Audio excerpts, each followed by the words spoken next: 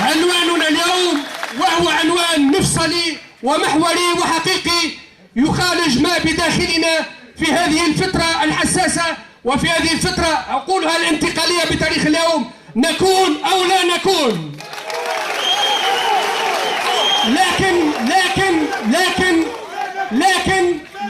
لكن لا يجب أن يكون هذا عنوان فقط.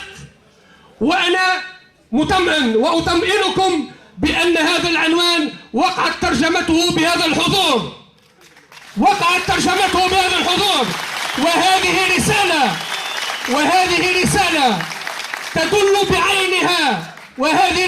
تدل بعينها لكل من يقف حجرة عثرة أمام العمل النقابي في المؤسسة الأمنية، إن كان من السياسيين أو من المجتمع المدني أو من الحقوقيين أو ما شابههم. أقول لهم هذا يوم تحدي إلى من تخول له نفسه المس بالنقابة. يا أيها النقابيون، هذا يومكم. البارحة لم يكن لنا صوت يبدأ أو رأي يسمع، كان مصيرنا في أيدي الآخرين. فبتاريخ هذا اليوم، وأؤكد بتاريخ هذا اليوم، أصبح مصيرنا بأيدينا.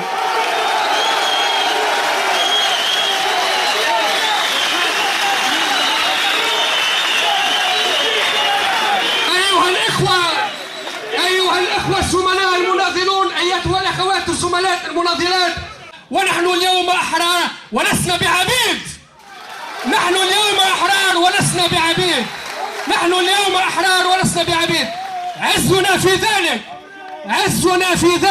عزنا في ذلك أن تنتفي المصالح الشخصية، أن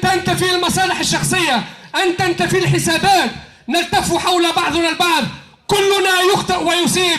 إذا أخطأت أنا فأنا بشر، وإذا أصبت فالتوفيق من الله. فالتفوا حول النقابة التي هي عزكم وصوتكم.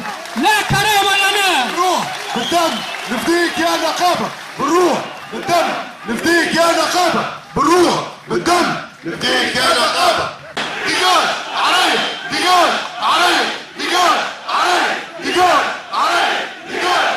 أتوجه مباشرة إلى السيد نور الدين البحيري ونقول له لا تخطئ كما أخطأ سابقك يوم 28 مايو عندما تجرأ الاتحاد الوطني نقابات قوات الأمن التونسي من منطلق حس وطني، وأعلم أن هناك الإرهاب بدأ في مهده. ببياننا رقم 28/2012 نبهنا إلى خطورة المد الإرهابي، وكانت نفس الإجابة من طرف السيد علي العريض، نفس الإجابة ونفس الموقف. ولكن اليوم نعيش في حقيقة، ونقول له المواقف هذه هي اللي ما توكلش الخبز نتاعكم انتوما، لكن مواقفنا نحن أثبتت حقيقتها وأثبتت الجدوى نتاعها، ونحن ماضين قدما أمام المصلحة الوطنية وأمام حبنا للوطن هذايا، وأمام ظاهرة الإرهاب اللي مستنا كلفنا ذلك ما كلفنا. يلزم يعرف الرأي العام والسيد نور الدين البحيري والسادة المحترمين من السادة الساسة وأعضاء الأحزاب كلا، وأنه هذا الجسم الجديد ما يسمى بالاتحاد الوطني لنقابات قوات الأمن التونسي هو داخل في إطار المجتمع المدني،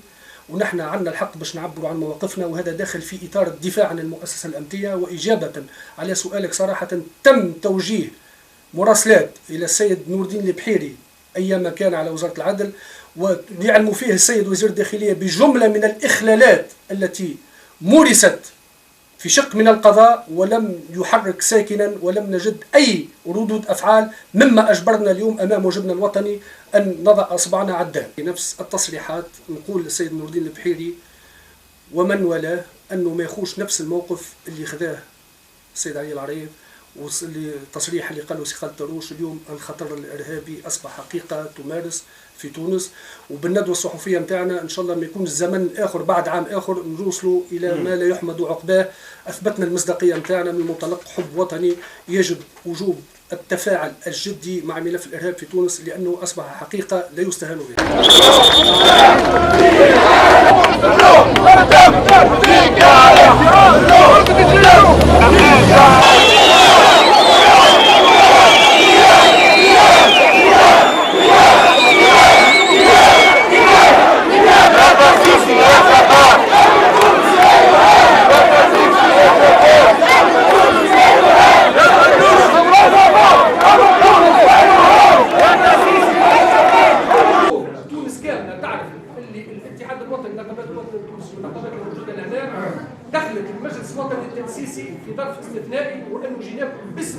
تونس باسم امن بلادنا وباسم امن الشعب نتاعنا. الكرة اليوم عند المجلس الوطني التأسيسي، الكرة اليوم عند الحكومة. نحن كما قلنا قدمنا الشهداء وقدمنا الضحايا. ايش باش تقدمونا انتم اليوم واش باش تقدموا الحكومه؟ وسمعت اليوم فما اجراءات استثنائيه داخليه. انا نحترم القانون الداخلي تاعكم، نحترم يعني طريقه العمل نتاعكم، هذا ما عنديش دخل فيها. اما فما كلمه ما عجبتنيش اليوم، الاستثمار في امن بلاد هو اولويه مطلقه. اليوم الاستثمار في امن تونس هو اولويه مطلقه، واليوم سوف تمتحنوا كلكم الحكومه ونواب الشعب مدى مصداقيتكم مع الملف الامني، لانه هذا الملف الامني هو امنكم. واليوم اذا فماش يعني تجاوب حيني وفوري واكيد جدا مع الملف الامني، ونقول لكم راهو بالنسبه لنا نحن لا يكلف الله نفسا الا وسعها، ونقول لكم جئناكم حاملين بيدنا اليمنى امن الوطن والمواطن، وحاملين بيدنا اليسرى كرامه المؤسسه الامنيه واعوانها. فلا تسقطوا منا هذا، فلا تسقطوا منا هذا. اليوم انا باش يكون التدخل نتاعي وجهي، ولن اثير بحول الله سبحانه وتعالى، لن اضيف، ونحن نتمسك بما قاله السيد ناطق الرسمي للاتحاد الوطني لنقابات قوات الامن التونسي في فحوى البيان نتاعنا، وهذا من حقنا. الحاجه اللي نحب نقولها، لان تخوف الساده السياسيين من التغول الامني، بشغل فما يكون فما تغول امني حسب تقييمهم للخطاب تاع السيد الناطق الرسمي وحسب تقييمهم للبيان نتاعنا. انا نقول انه الخطاب نتاعهم هما اليوم يخوفنا نحن باش يكون فما تغول سياسي ويعيد نمط وتوظيف المؤسسه الامنيه كما كان يوظف في العهد السابق، وانه تحكمها الاجندات السياسيه ويحكمها النظام. نحن لن نقبل ولن نركع الى اي يعني ضغط من طرف السياسيين. وانا سمعت قال سي مهدي بالغربيه يذكرني في الموقف اللي قالوا في لطفي زيتون، انتم عسكر وامنيين تخدموا على روحكم تنضبطوا معكم داخل السياسه. نحن نقولوا له لنا الحق ان نرسم السياسه الامنيه في المؤسسه الامنيه، واهل مكه ادرى بشعابها، والاختلاف لا يفسد للود قضيه. اليوم نحب نقولوا نحن نطلعوا للمنابر الاعلاميه نتكلموا، ونطلعوا للمنابر الصحفيه نتكلموا، هذا حق من حقوقنا اليوم ان نعبر. واعطينا ارجيمونتي علاش نحبوا نتمسكوا بالسيد وزير الداخليه، ليس بور لا بوتي دو سيزيو، لكن امام المصلحه العامه وامام المصلحه الوطنيه. نحن كاعوان امن وكاتحاد وطني لنقابات قوات الامن التونسي ماناش قاعدين ناخذوا لا في فلوس ولا عندنا ولا آت. اليوم نحبوا تكون عندنا مؤسسه امنيه حياديه تستجيب الى مبادئ الامن الجمهوري، ونقولوا لهم كفاء وانقضى وهيهات ولا عاد، وانه يسقط على المؤسسه الامنيه التعليمات ويسقط على المؤسسه الامنيه راي السياسيين. والله امام المجهودات الجباره اللي قاعد تقوم بها اطارات وعوات قوات الامن الداخلي وخاصه في سلك الحرس الوطني، وشفنا وانه سلك الحرس الوطني بالتخصيص قاعد يدفع في عديد من الشهداء، وفي اطار حمله التشكيك من طرف بعض الاشخاص التي لا تريد خير لتونس، في وقفه تاريخيه يتعهد الاتحاد الوطني لنقابات قوات الامن التونسي للتحول من عين المكان حتى يطلع على حقيقه الاوضاع بالنسبه لزملائنا، حقيقه الاوضاع الاجتماعيه والمعنويه، وفقر اذا كان فما فقر في الاعتماد اللوجستي باش نساندوهم وباش نأزروهم وباش نطلعوا على حقيقه الاوضاع في اطار دعمهم وفي اطار رفع من المعنويات نتاعهم وفي اطار رفع الاخلالات اللي موجوده وكيف تقع تداركها من طرف السلطات بصفه عامه وخاصه الرؤساء الثلاث، وان وجوب توفير الحمايه والتعاطي مع الملف الامني بدرجه اولى وذات اولويه.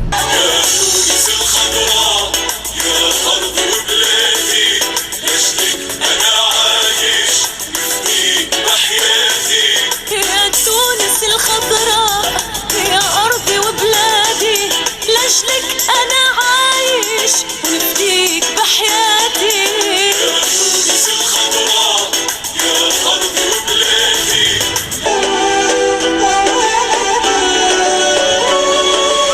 صار رجال وأطفال شباب صغار وكبار رفعوا الأيادي، صار رجال وأطفال شباب صغار وكبار جمعوا الأيادي. باختصار وبدون تعليق وبتعليق، أنا أدعو أحزاب المعارضة والنخب السياسية يجيوا لهنا للمعركة الحقيقية ضد الإرهاب ويشوفوا ما تعانيه جنودنا الأبطال والبواسل من الأمنيين في اتجاه مكافحة الإرهاب ووقاية الإرهاب. واليوم المعركة على الكراسي أنا بدي كانوا يكونوا موجودين هنا ويعملوا معركة من يتصدر حماية الحدود منهم هما لاطلاعهم على حقيقة الأوضاع اللي موجودة. منتصر الماطري الأمين العام للاتحاد الوطني لنقابات قوات الأمن التونسي جاء في الموعد المحدد له حسب نص الاستدعاء إلى مقر المحكمة الابتدائية بتونس لسماع شهادته على خلفية تصريحاته الأخيرة المتعلقة بالإرهاب، ولكنه فوجئ بتأخير الجلسة لغياب قاضي التحقيق. نجيو للسيد حاكم التحقيق الثاني رغم الالتزامات اللي عندنا، رغم التحديات اللي موجودة، ونلقاو سيد حاكم التحقيق غايب عن المشهد. هذه أمور ما نجمش ندخلوا فيها، لكن نعاودوا نأكدوا اليوم أنه أمام مصلحة الوطن العليا ما فماش محاباة أمام خطر الإرهاب اللي مد يده على تونس ومسها في السلم الاقتصادي متاعها والسلم الاجتماعي متاعها، أن نسمي الأسماء بمسمياتها، ولا أحد فوق النقد، لا قاضي ولا أمني ولا أي إنسان. اليوم أصبحت تونس على حقيقة الخطر الإرهابي والمد الإرهابي الذي بدأ خيوطه من مالي، وحيث أنذاك أكدنا ونبهنا من زاوية أمنية في مدى الخطر الذي يهاجم البلاد التونسية. وكما عهدناكم كان أول بيان من بيانات التاريخية التي أصدرها الاتحاد الوطني لنقابات قوات الأمن التونسي بتاريخ 28 ماي 2012، البيان عدد 27، تطرقنا من خلاله على مدى جدية الإرهاب ومدى جدية الأعمال التخريبية آنذاك التي شملت العديد من مناطق الجمهورية وخاصة ولاية جندوبة وطبرقة، ونبهنا آنذاك على خطورة هذا المد الإرهابي. وكان لنا السبق والنظرة الاستشرافية أن نصارح شعبنا التونسي آنذاك في بياننا، ويعتبر بيان تاريخي وفي محطة من أهم المحطات التاريخية بتونس على مستوى المؤسسة الأمنية. نبهنا أنه هذا الإرهاب وهذا الخط الذي يمتد من مالي وصولا إلى تونس كان له الصدى المنقسم على ذو زوايا. هناك من استحسن هذا البيان وتفاعل معه نظرا من منطلق حس وطني، وأيضا نحن تحملنا آنذاك مسؤولية وطنية لتبيان حقيقة الأوضاع ومن رؤية أمنية. وهناك من خالفنا الرأي واتهمنا بالتسيس واتهمنا أننا نتفاعل مع أجندات سياسية، ولم يستحسن قراءة الاتحاد الوطني لنقابات قوات الأمن التونسي. ولكن من فضل الله سبحانه وتعالى وبفضل صدق نوايانا بعد أقل من عام أصبح يعني حقيقة الإرهاب والخطر الإرهابي امتد إلى شوارع تونس، امتد إلى بيوت تونس، امتد إلى مؤسسات الدولة. أصبحت مؤسسات الدولة مش نظام، نحكي هنا على كيان الدولة، أصبحت مؤسسات الدولة مهددة، وأصبح المواطن التونسي مهدد أمام حقيقة لا لبس فيها، أمام حقيقة لا لبس فيها. ونحن اليوم وبهذا التاريخ وفي محطة ثانية أيضا، ولكن أرجو أن لا تكون المحطة الثالثة بعد عام، أريد أن تكون المحطة الثالثة في التعاطي مع الملف الإرهابي والتعاطي مع الإرهاب تكون بحيز زمني قصير. اليوم بعد 28 ماي 2012 نشوفوا الأحداث التي جدت باغتيالات يعني خيرة من زملائنا العسكريين والأمنيين من الحرس وشرطة في تونس، وخاصة الأحداث الخطيرة التي جدت في جبل الشعامبي. هناك اتهامات متعددة وخاصة منها اتهامات من طرف بعض المسؤولين الذين هم فاعلين في الإطار السياسي. هذوما الناس هذوما ما لقيناش منهم يعني تفاعل سياسي آنذاك، وكانت الإرادة السياسية عندما أعلمنا وأن هناك الخطر الإرهابي يمتد إلى تونس، كانت الإرادة السياسية وبطء الإرادة السياسية كان لها مفعول كبير جدا لما وصلت إليه تونس من حقيقة الخطر الإرهابي اليوم.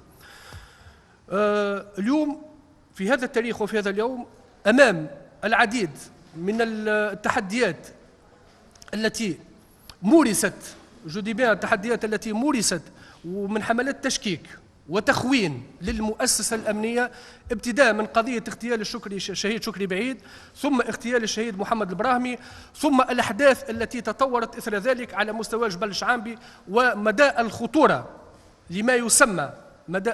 لما يسمى بأنصار الشريعة. نحن اليوم موجودين حتى نسلط الأضواء على موطن الخلل وموطن الداء، حتى تكون لنا مواقف وطنية ونظر استشرافية أيضا إلى عدم تكرار هذه الإخلالات اللي موجودة. وخاصة اليوم نحكيه مش إخلالات على موضوع جرائم حق عام، أو نحكيه على موضوع يعني جرائم تمس بالاقتصاد، ولو أنه المس بالاقتصاد هو مس بمكونات الدولة وأمنها، إنما اليوم نتكلم عن إخلالات تتعلق بتعاطي بعض الجهات منها الحقوقية ومنها السياسية ومنها القضائية في شق منها إلى التعاطي السلبي مع هذا الملف الكبير وهذا الملف الخطير هو ملف الإرهاب.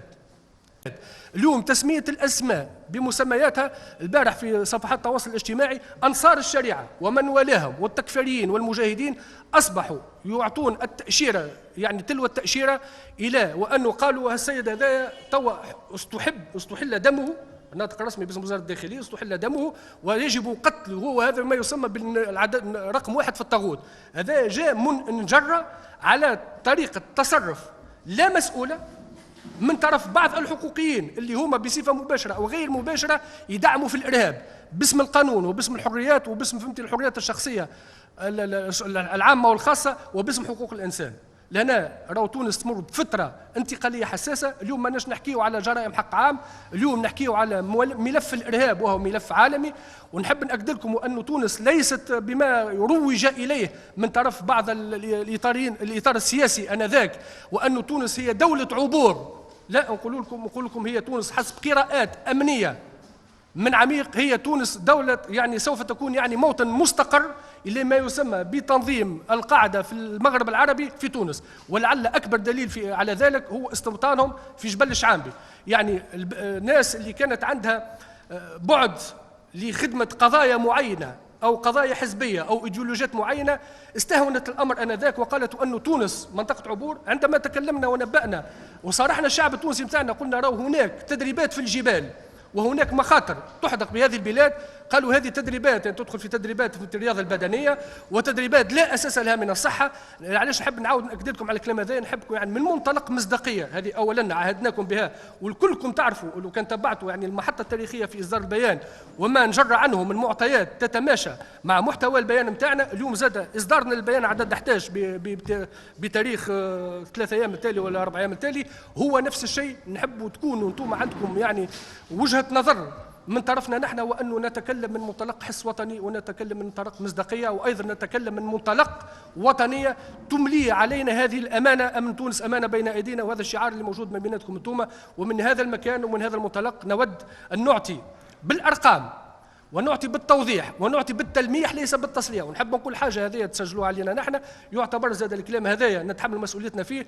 راهو اليوم إذا ما نلقاوش تجاوب من طرف السلطات المعنية والمقصودة، إذا ما نلقاوش تجاوب من طرف السلطات المعنية والمقصودة في إطار ما سوف نبرزه إلى الرأي العام عن طريق ممثل الشؤون القانونية بالاتحاد الوطني لنقابات قوات الأمن التونسي، أيضا سوف يملي علينا واجبنا الوطني ومسؤوليتنا الوطنية أن نسمي الأسماء بمسمياتها.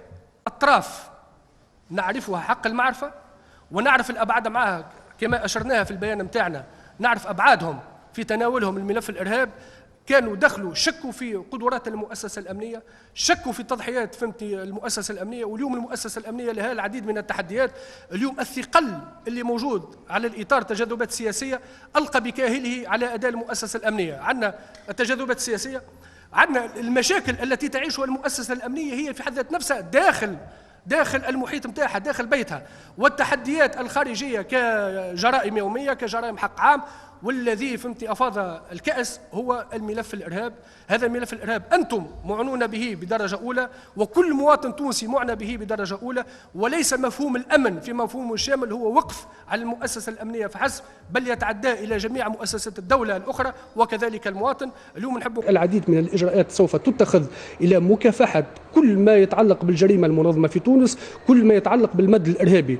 اليوم نحن نصارحوا شعبنا اليوم وأن نقولوا الإرهاب موجود في تونس وبدأ منذ سنة، مش اليوم بدأ الإرهاب ونقولوه بكل صراحة، لكن لم يتفاعل الإطار السياسي والإرادة السياسية وسلطة الإشراف بكل جدية لأخذ الملف الأمني والتعامل معه وحطانه فوق الطاولة. لأنه اليوم تونس لا تحتمل بأن تكون أرض للإرهاب أو أرض الجهاديين. نحن مطالبين وأنه كنقابة نكشف الحقائق ونمد سيد وزير الداخلية، وأيضا نستفسر من عنده هو مدى جدية وزارة الداخلية في التعامل مع ما يسمى بالمد الإرهابي في تونس. الإشكال وين موجود اليوم؟ الإشكال ولينا نلقاو على المنابر الإعلامية ناس مختصين يقدموا في روحهم مختصين في علم الإرهاب، مختصين في علم ليزارتيفيسي، مختصين في علم الجبال، مختصين في علم الجيولوجيا. اليوم عندنا فرق مختصة في الشأن هذا موجود. الأخطاء وقع ارتكابها ما فماش، هناك يعني خطة كانت محكمة جيدا للتفاعل مع الإرهاب اللي موجودة. لكن اليوم الانطلاقة سوف تكون جديدة. هناك يعني في المستقبل سوف يقع تدعيم جميع الطواقم اللي موجوده من مروحيات، من مستشفى متنقل، من هذايا. اذا خسرنا معركه فان ليس بالمعنى وان باش نزيدوا نخسروا حرب اخرى لقدام، وهذا بفضل العزائم نتاعنا وبفضل فهمتي قوتنا للدفاع عن الوطن. اصبح للارهاب اليوم في تونس واجهات سياسيه وحزبيه وحقوقيه وجمعياتيه. نعم. اليوم الارهاب هو فكر، هو الارهاب اليوم تنظيم كبير ياسر. اليوم انا بهتني مراسلكم الاخ ميس بوبطان على مدى استعداد المؤسسه الامنيه والعسكريه في هذا الوقت بالذات، حتى كان نشوفوا في الشعامبي ازيروير في المحيط والمناخ اللي موجود توا 10 دوغري 9 دوغري باش تلقى المؤسسه العسكريه والمؤسسه الامنيه موجوده. لكن في الطرف المقابل هناك من يشكك ويخون في المؤسسه الامنيه وفي المؤسسه العسكريه بمفهوم الحريات، بمفهوم حقوق الانسان وبمفهوم الجمعيه وبمفهوم النشاط الجماعاتي وما شابه ذلك. نحن من منطلق حس وطني، وسيد وزير الداخليه كانت عنده رؤيه وطنيه انه في المعادله بين النفاذ الى المعلومه، اعطينا يعني لو جرون تيتر انه موجود، لكن قاعدين نتألموا نحن في وزاره الداخليه والمسؤول الاعوان بحجم التحديات الموجوده. ما فصحناش على كل شيء مخافه انه باش نرجعوا الثقه للمواطن نتاعنا وباش تحملوا عبء وامانه المسؤوليه على كهلنا. اطمئنك اولا وانه بوجود هذا الهيكل النقابي الحي في صلب وزارة الداخلية وفي صلب المؤسسة الأمنية نمنع كل من تخول له نفسه تسييس المؤسسة الأمنية أو إدخالها تحت أي عنوان حزبي أو إيديولوجي أو سياسي. نحن من هذا المنطلق أيضا ندعو اليوم جميع التونسيين باختلاف مكوناتهم، لأنه كنا جزء من المشكل فيما سبق، أصبحنا اليوم جزء من الحل في بناء تونس الجديدة وتونس الديمقراطية.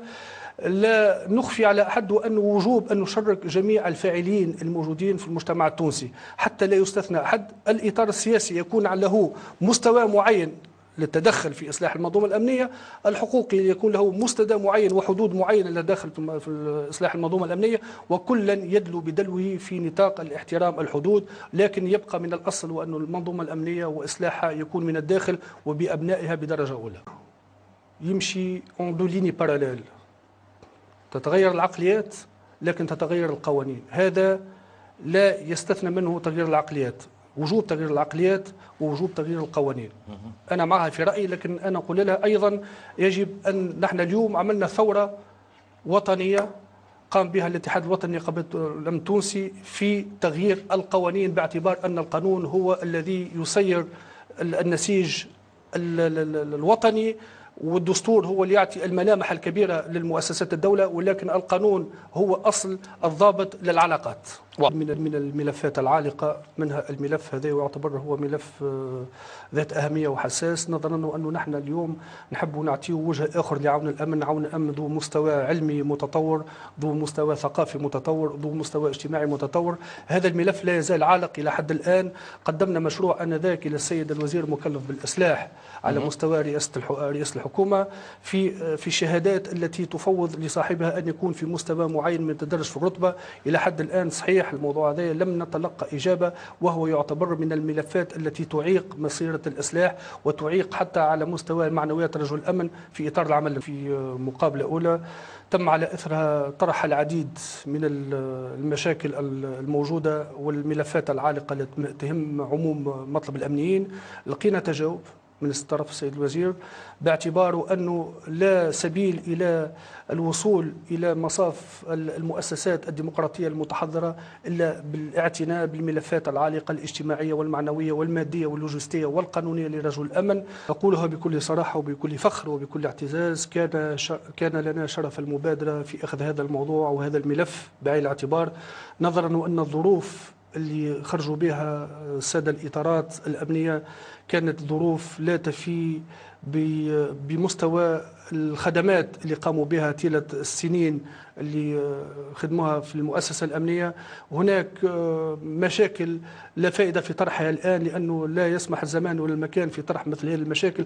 ومن كان وراء إقالة هؤلاء الأشخاص اللي توا قاعدين يعانيوا في مشاكل نفسية ومعنوية مش مشاكل مادية، هما كان لنا شرف اللقاء أن التقينا بهؤلاء الإطارات في أول جلسة بمقر الاتحاد الوطني لنقابات قوات الأمن التونسي، رغم معارضة العديد والعديد من الأشخاص ومن الأطراف على هذه المبادرة. نقول العنوان الكبير: إن كانوا هؤلاء فاسدين هناك مسلك إداري، ثم هناك مسلك قضائي، يدانون بالقضاء لا يدانون بالوشاية وما دون ذلك. الاتحاد الوطني لنقابات قوات الأمن التونسي اليوم أصبح يتحمل مسؤولية جسيمة في التقدم والرقي بالمؤسسة الأمنية التي هي تعتبر الركيزة الأساسية للمجتمع، وأن نقول أنه لا أمن، لا اقتصاد، ولا حقوق الإنسان، ولا ديمقراطية بدون أمن. فتعالوا إلى كلمة سواء بيننا وبينكم، أن نجعل مصلحة الوطن هي العليا، وأن نتفق كلنا على أن هذا الأمن هو قاسم مشترك بيننا لضمان تونس ولضمان أمنها وبلادها. على إثر تنامي ظاهرة الاعتداءات المتكررة واللا مبررة على المقرات الأمنية ولا سيما على إطارات وعوان قوات الأمن الداخلي التي من شأنها ومن المهام الموكولة بذمة هذه المؤسسة الأمنية هي المحافظة على الأمن العام والمحافظة على السكينة وتوفير الظروف الملائمة لجميع مكونات مؤسسات الدولة. أصبح عون الأمن في موقف حرج أثناء مباشرة مهام تاعو، وذلك إلى تصورات، وأنه مش تصورات وهذه حقيقة موجودة، وأنه عون الأمن أصبح يعمل في غياب الإطار القانوني اللي فهمتني يوفر له الطمأنينة المهنية والطمأنينة المعنوية لأداء الواجب نتاعو على أحسن وجه. عون الأمن اللي يخدم من بنزرت إلى بنقردان هو عون الأمن، ما فماش يعني أطر قانونية تستثنى بالنسبة للشمال أو الوسط أو الجنوب. القيادات بمعنى القيادات أو نحن القيادات موجودة، المشكل السبب الرئيسي والمحوري هو الإطار القانوني. القانون فهمتي بالنسبة على المستوى المؤسسة الأمنية هو غايب، ولا نطلب فهمتي حاجة يعني أمور يعني هي من شأنها أمور يعني صعيبة ياسر. القوانين موجودة، نريد تفعيل الإطار القانوني، وهذا هو المحور الرئيسي في تفعيل الإطار القانوني، تكون فهمتني النتائج تكون نتائج إيجابية على جميع المستويات. احنا فيما يخص فهمتني التحديات اللي موجودة على مستوى المؤسسة الأمنية، هناك العديد من التحديات، تحديات اجتماعية، تحديات معنوية، تحديات مادية، تحديات في الوسائل، تحديات في التجهيزات، لكن نحن من منطلق حس وطني يعطينا الأولوية المطلقة، وخليناهم كل هذه جانبا، من منطلق حبنا للوطن، من منطلق نظرتنا فهمتني الوطنية الوطن. في الوقت الحاضر الأولوية المطلقة هي فهمتي تفعيل الإطار القانوني حتى تكون العجلة هذه تدور وتكون انعكاساتها جانبية فهمتي وإيجابية. هذا كلمة حق يرادها بهذا. نحن ولاؤنا المستقبل وعقيدتنا الأمنية المستقبلية هي القانون يحكم الجميع، معناها السن بالسن والعين بالعين والأنف بالأنف والجروح والقصاص، وليو في غياب القانون المنظم للعلاقة بين فهمتي المؤسسة الأمنية والمؤسسات الأخرى. إذا غاب القانون المنظم باش يحضر في بلاصته يحضر قانون الغاب. نحن فهمتي نمشي بخطى ثابتة، ووقت ننظروا للمستقبل ننظروه فهمتي ببصيرة فهمتي وبحسن نوايا. نحن واعون بأخطائنا التي مارسناها في العهد السابق، ونحن ضحية فهمتي الممارسات فهمتني التي فهمتني فرضت علينا. الأولويات فهمتي المدرجة ضمن فهمتني يعني التنظيم المستقبلي على مستوى هيكلة وزارة الداخلية، نظرا زاد إلى هنالك العديد من التحديات فهمتي والتراكمات فهمتي اللي ترجع إلى 5 عقود. من الأولويات وأنه تغيير العقيدة الأمنية، تغيير العقيدة الأمنية اساسي البلوز امبورطون، تغيير العقيدة الأمنية. تو كان تحب أن نغير لك استوديو هذايا تو ندوره لك فهمتي في ربع ساعة تولي أنت من الغادي وأنا من هنا وأنا في بقعة سي عز الدين. لكن تغيير العقيدة يتطلب فهمتني حيزا من الزمن، ويتطلب الصبر، ويتطلب فهمتي رؤى واضحة. من غير قوة التدخل باش تعمل العملية هذا. كيفاش؟ من غير قوة التدخل. لا هذه العملية ما تصيرش في قوة التدخل. وحدك. فهمتي لم يابل تو نبدلوا فهمتي نبدلوا تفعيل القانون. تفعيل خويا بارك. بسم الله الرحمن الرحيم. أود أن أبدأ كلامي بخير الكلام، وهو قوله سبحانه وتعالى: إنما المؤمنون إخوة فأصلحوا بين أخويكم. ويقول: وضرب الله مثلا كلمة طيبة كشجرة طيبة أصلها ثابت وفرعها في السماء تؤتي أكلها كل حين، ومثل كلمة خبيثة كشجرة خبيثة اجتثت من فوق الأرض ما لها من قرار يثبت الله الذين آمنوا بالقول الثابت إلى آخر الآية. ما يهمني في كل هذا الموضوع المطروح هو مدى تحدي هذه المجموعات وتكفير النخبة الأمنية ومنتسبي المؤسسة الأمنية، وبأوصاف إلى حد الطاغوت والجبت، إلى حد استباحة الدماء الأمنيين. نحن نقول إلى هؤلاء: نحن مسلمون، أكرمنا الله بحج بيته الحرام، أكرمنا الله بالصلاة، وأكرمنا الله بموجبات الشرع متاعه، فنحن نؤمن بما أنزله الله ونقتدي بسنة نبينا محمد صلى الله عليه وسلم الذي بعثه الله رحمة للعالمين. وكما يقول رسول الله صلى الله عليه وسلم: أقربكم مني منزلة يوم القيامة أحسنكم خلقا الموطؤون أكنافا الذين يألفون ويؤلفون. إن كانت هذه المجموعة سوف تهدد أمن البلاد والعباد فسوف نكون لها المرصاد كلفنا ذلك ما كلفنا. همنا في ذلك هي علوية ديننا هذا باب أول، ثم علوية أمن الوطن متاعنا وأمن البلاد والعباد، ونحن على أوجه الاستعداد لمجاوهة كل إنسان، لأنه نحن لا نتعامل مع الوصف ولا مع الشكل بقدر ما نتعامل مع الأفعال، وبقدر ما نتعامل مع كل مجموعة تحمل السلاح وتهدد أمن المواطن فنحن لها بالمرصاد. ويعتبر القرار هذا قرار سياسي، ولدينا في العديد من المرات أن نكون المؤسسة الأمنية في منع عن تجاذبات سياسية، لكن كأعوان تنفيذ نحن مطالبون بتنفيذ القوانين، وخاصة القوانين التي تحمي أمن البلاد ومؤسسة الدولة وأمن الأفراد. شوفوا في الواقع الأمني منذ أحداث 14 جانفي إلى تاريخ هذا اليوم، المؤسسة الأمنية كانت في مستوى الأحداث ومستوى التحديات ومستوى مقاومة الإرهاب والإجرام اللي موجود.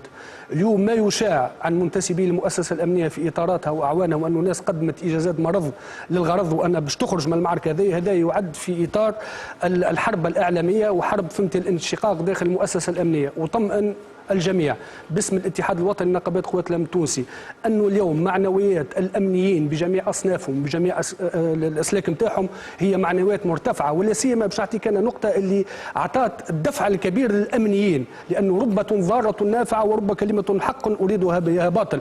الناس اللي تعدات وقالت نحن باش نصنفوا الأمنيين كطغاة ونصنفوهم ككفار واستبيح دم الأمنيين، هذا لا يزيدنا إلا إصرارا على تمسكنا بالقيادات الأمنية متاعنا، وتمسكنا بالدفاع عن التراب التونسي، وتمسكنا بالدفاع عن النظام التونسي، وتمسكنا بالدفاع عن الأفراد. اليوم الأمنيين هم على أهبة وعلى استعداد لكل من تخول له نفسه أن يمس النظام أو أن يعتدي على الأمنيين. هذا كلام باطل لا أساس له من الصحة.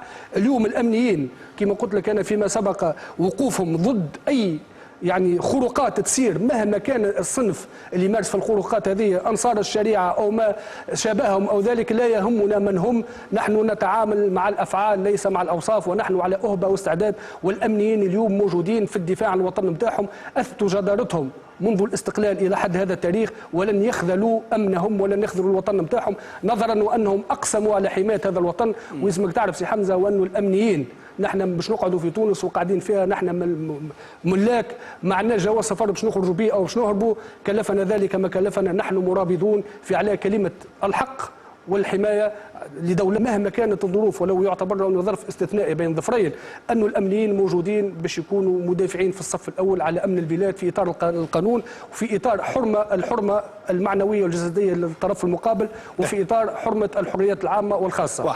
ملاحظه قال سي سفيان اين العقلاء السياسيين وعقلاء الدين؟ انا بدأوا المبادره من توا. نعم. انا نمثل الامنيين وخاطبهم بلغة الإسلام وبلغة محمد صلى الله عليه وسلم. لأن بسطت إلي يدك لتقتلني ما أنا بباسط إلي يدك ليقتلك إني أخاف الله رب العالمين.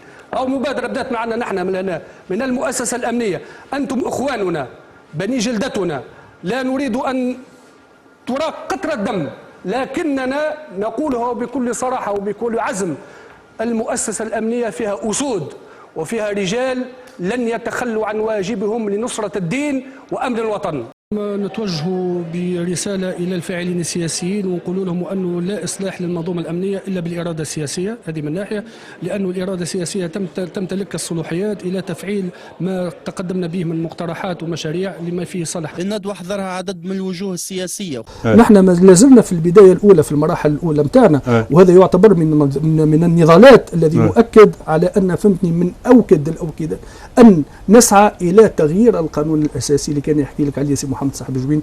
مالوريزمون نقولوا أنه القانون الأساسي في غياب الإرادة، نقول في غياب الإرادة السياسية الفاعلة، ما نقولوش بسوء النية، لكن نظرا للتراكمات اللي موجودة على المؤسسة الأمنية، راهو عبء نتاع 5 عقود قاعد تعاني فيه الإرادة السياسية اللي موجودة، فهي واعية بهذا الموضوع. فنحن نسعى أولا، هو العادة هو القوانين، شو الدستور اللي ينظم فهمتي الحياة السياسية وينظم فهمتي مؤسسة الدولة، والقوانين في العادة هي التي تنظم فهمتي الحياة والتي تنظم فهمتي العلاقات بين الجميع. نحن القانون الأساسي لا يزال نافذ المفعول توا، وهذا فهمتي من المضحكات المبكيات المضحكات المبكيات. لازلنا نحن نتكلم على دسترة الأمن الجمهوري ومبادئ الأمن الجمهوري المحايد، ولازلنا الآن القانون الأساسي السالب للحرية في المؤسسة الأمنية، والجانب القليل منه الذي يعنى بالشأن الاجتماعي، الجانب الكبير كما كان يحكي لك سي محمد سعد جويني، جانب كبير يعنى بالأمر الزجري، يعنى بالترتيب والحياة اليومية والنسيج الأمني والمعاملات بين الرئيس والمرؤوس، وهو قانون في المبدأ متاعه سالب الحرية ولا يستجيب إلى مبادئ حقوق الإنسان. وكما كنا نحن في وقت مضى جزء من المشكل، وصيفرية كنا جزء من المشكل في مع الشعب التونسي. أصبحنا لهنا انتفضنا على أنفسنا، انتفضنا على فهمتي المحيط متاعنا، انتفضنا على القوانين متاعنا حتى نكون نتماشى مع البناء الديمقراطي ونكون جزء من الحل الذي سوف يبني تونس الديمقراطية. كيف سنبني تونس الديمقراطية؟ لا مجال إلى فهمتني التعليمات المسقطة، لا مجال أن تكون المؤسسة الأمنية في أيادي غير أمينة. نحن الأيادي الأمينة أو الفيصل الذي يحكم المؤسسة الأمنية هو القانون. هي الوحيدة التي تحملت المسؤولية كاملة. في اليوم عندنا زملائنا موقوفين في السجون، والمعظم منهم بدون أدلة. 20 إطار وعون أمن زج بهم في السجون، والحال وأنه كانوا يخدموا تحت غطاء قانوني، القانون عدد ضرب على سنة 1969. ونحن مدينون فهمتني للثورة ومدينون للشعب التونسي اللي فهمتني هذا نعتبره الهيكل النقابي هو كسب استحقاق من استحقاقات الثورة. لكن نحن اليوم يزينا ما عانينا من ويلات فهمت. وأيضا العون الأمن كان حية ممارسات فهمتني القوانين الجائرة، القوانين السالبة للحرية التي كانت تمارس على المؤسسة الأمنية. فما حيز زمني قاعد يتسارع وفما خطوات تتتالى. نحن ندرج المواضيع نتاعنا ضمن الأولويات. الأولوية الأولانية كما قلت لك هو توا دسترة مبادئ ومفهوم وأهداف الأمن الجمهوري. إذا كان هو المبدأ القانوني اللي يحكم الجميع بالقانون اللي موجود على مستوى المؤسسة الأمنية، فهذا نعتبره من المخجل ونعتبره لا يتماشى والمبادئ نتاعنا ولا يتماشى وتطلعات الشعب التونسي كل. وبصفة خاصة انتفضنا على أنفسنا. نحن الآن بصدد فهمتي النضال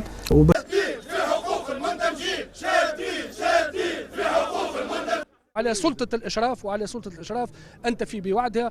نجم نقول لك أن عندنا من الزملاء نتاعنا شكون باش يتحال على التقاعد فهمتي وما عندوش من الإمكانيات المادية باش يفي إلى الارتقاء إلى مستوى العيش، مش العيش الكريم، العيش الكريم حاجة أخرى.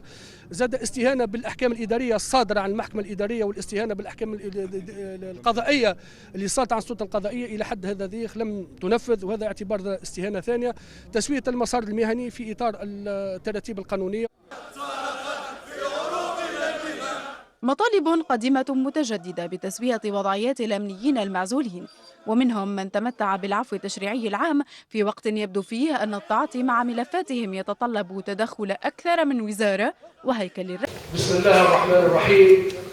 يا حماة الحماية أبناء تونس، يا عزة تونس، أخاطبكم اليوم في وقفة تحدي إلى كل من يطمع أو يحلم أن يهمش المؤسسة الأمنية أو أن يعتدي على تراب تونس. وأنتم هذا الحضور العزيز من أبناء تونس، حضوركم اليوم يؤكد مدى تعلقكم بالوطن.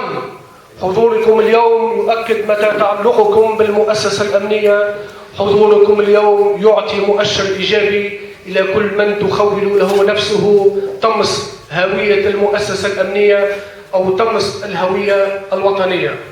من مكتسبات ثورة 14 جانفي أو من مكتسبات انتفاضة 14 جانفي أو من مكتسبات الحراك، نسمي كما تريد أن نسمي هذا الحراك، أن اليوم للمؤسسة الأمنية هيكل نقابي يدافع عن الحقوق المشروعة لمختلف منتسبي المؤسسة الأمنية في مختلف العناوين المعنوية والمادية والقانونية واللوجستية والمادية.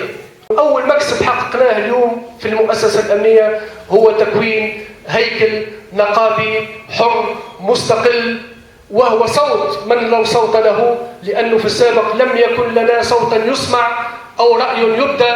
اليوم لنا صوتا يسمع ورأي يبدى بتدعيم هذا الحضور العزيز.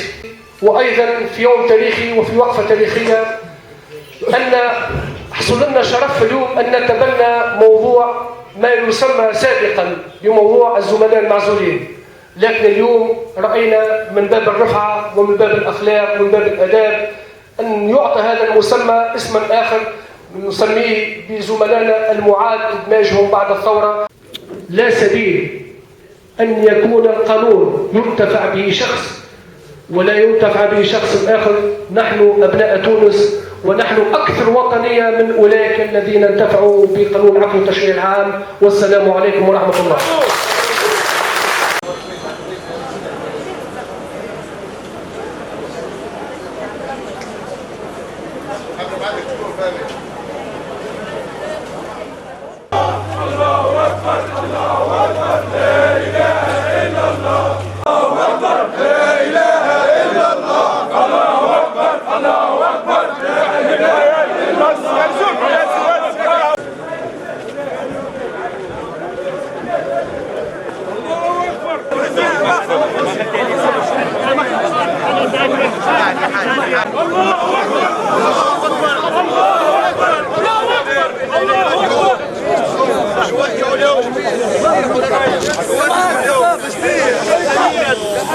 وصديقا وشقيقا ناظرا نقابيا كان ديدانه الدفاع عن المؤسسة الأمنية والدفاع عن الأمنيين، وأن نكون عائلة واحدة متماسكة لمصلحة هذا الوطن.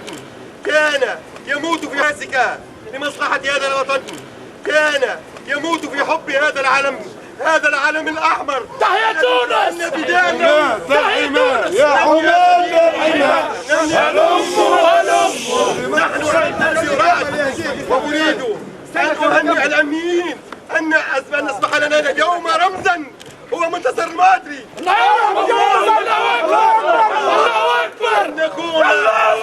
أن نكون في تواضعه وفي محبته للوطن وفي إيمانه بعقيدتنا الأمنية وفي حبنا لشعبنا. هذه عقيدتنا، هذا هو أمرنا الجمهوري. نعم يا صديقي، سنواصل تاريخك يا صديقي.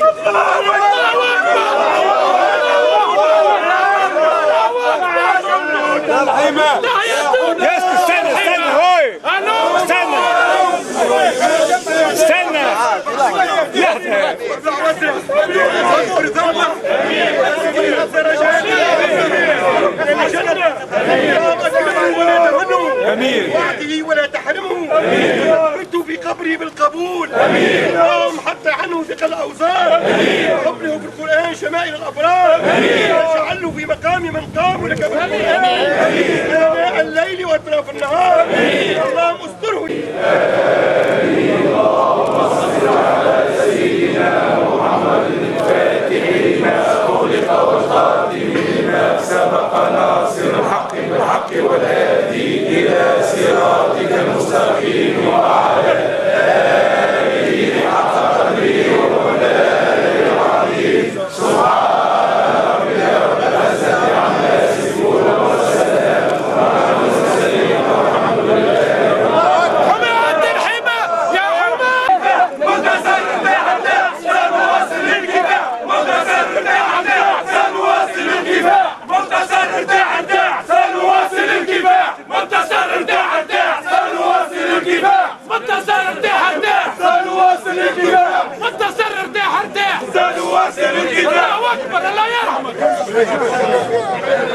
بسم الله الرحمن الرحيم. الحمد لله رب العالمين، والصلاة والسلام على أشرف المرسلين. اذكروه بخير، إني داع فأمنوا. اللهم لك الحمد حتى ترضى. اللهم صل على سيد الأولين والآخرين من أرسلته رحمة للعالمين. اللهم إن هذا عبدك وابن عبدك قد أقبل عليك وأنت أرحم الراحمين. اللهم إن كان محسنا فزد في إحسانه، وإن كان مسيئا فتجاوز عن سيئاته. اللهم اغفر له رحمة عامة، اللهم اغفر له رحمة خاصة. اللهم اللهم كن معه ولا تكن عليه. اللهم ثبته عند السؤال وارض عنه عند اللقاء. اللهم اجعل قبره روضة من رياض الجنة ولا تجعلها حفرة من حفر النار. اللهم إني أشهدك أني أعرفه لين القلب وكان يحبني فيك من أجلك. اللهم فاجعله من سكان جنة النعيم. اللهم واغفر له ولا تفتنا بعده ولا تحرمنا أجره.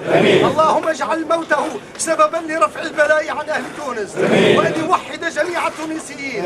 اللهم إنا نسألك الأمن لأهل تونس أجمعين يا رب العالمين. اللهم اجعله من سكان جنة الفردوس العلى بجاه حبيبك المصطفى صلى الله عليه وسلم. اللهم آنس وحشته. اللهم نور قبره. اللهم وسع له فيه. اللهم ابدله دارا خيرا من داره وأهلا خيرا من أهله. اللهم عامله بفضلك. اللهم عامله بفضلك ولا تعامله بعدلك فإنه من أمة حبيبك محمد صلى الله عليه وسلم. اللهم يا محمد صلى الله عليه وسلم. اللهم يا أرحم الراحمين يا أرحم الراحمين يا أرحم الراحمين سامحوا يا ربي يا ربي سامحوا يا سيدنا صلى الله عليه وسلم يا إنك غفور رحيم. وصل اللهم وبارك على سيدنا محمد وآله وصحبه وسلم تسليما. سبحان ربك رب العزة عما يصفون وسلام على المرسلين والحمد لله رب العالمين. الفاتحة.